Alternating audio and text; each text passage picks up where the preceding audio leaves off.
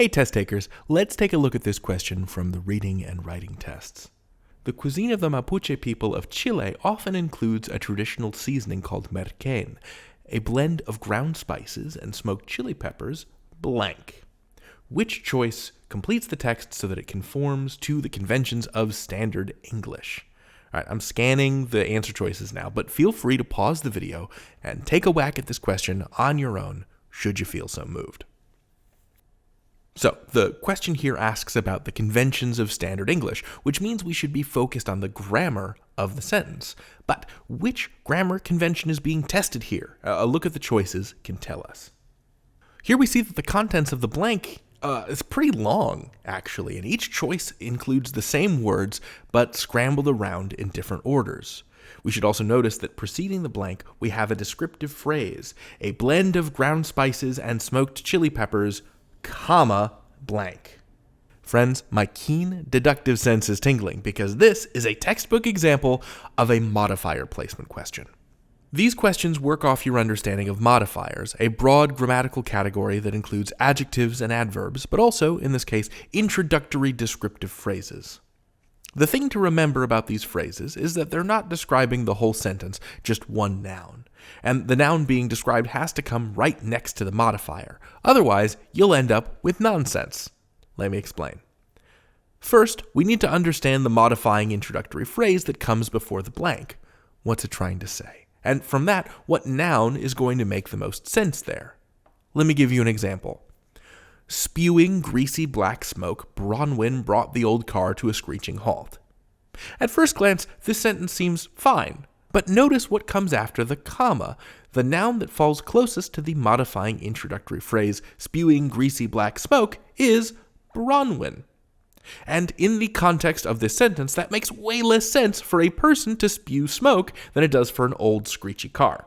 But we can change it by rearranging very little. Spewing greasy black smoke, Bronwyn's old car came to a screeching halt. And I hear you saying, David, this breaks your one rule. Bronwyn is still the first noun after the comma. How is this any different? But when you make a noun possessive, as I've done by putting the apostrophe S after Bronwyn, it turns it into an adjective, just like old before car. So the first noun to come after the modifying phrase is car. And now we're describing a smoking wreck of an automobile that belongs to Bronwyn. Let's go back to our question and apply this. Let me read the question again super quick, and then I'm going to go through the choices and identify the first noun I see. Okay, the cuisine of the Mapuche people of Chile often includes a traditional seasoning called merquén, a blend of ground spices and smoked chili peppers, comma, blank. Okay, so we're looking for an answer choice that is merquén, that is a spice mix.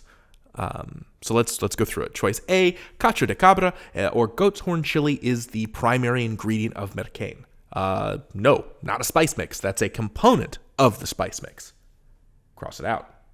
Choice B, merquén primarily consists of cacho de cabra or goat's horn chili. Okay, merquén is the first noun here, and we know that that's a traditional seasoning with multiple components. That's a spice mix. This is our answer. On test day, I'd circle this and move on, but let's just knock out the remaining two just for the heck of it, you and me. Okay, choice C, the primary ingredient in merquén is cacho de cabra or goat's horn chili. The primary ingredient is not a spice mix, as just a component. It's not the answer. Choice D, merquén's primary ingredient is cacho de cabra or goat's horn chili.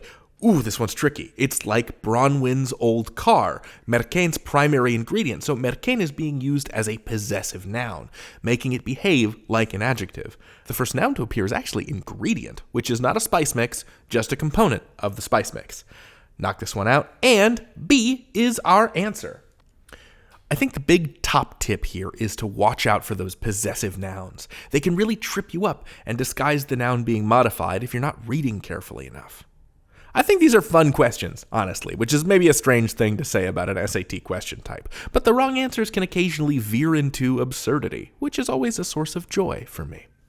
Another thing I like about these grammar questions is that if you can figure out what rule is being tested, the answer can just jump out at you. Only one choice will fix the issue, and that's the answer. Regardless of how you yourself feel about these questions, I remain confident that you can crush them on test day. Good luck out there. You've got this.